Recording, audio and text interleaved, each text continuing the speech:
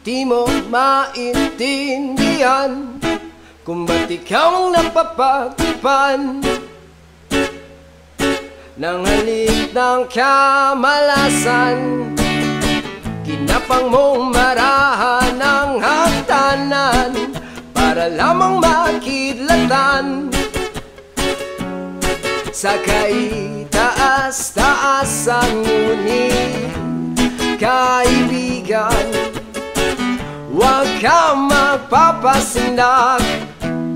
Kaibigan, easy lang saya. Dahil wala ring mangyayari, dahil walang mapapala, huwag mong pigilan ang pagbuhos ng ulan. May panahon pa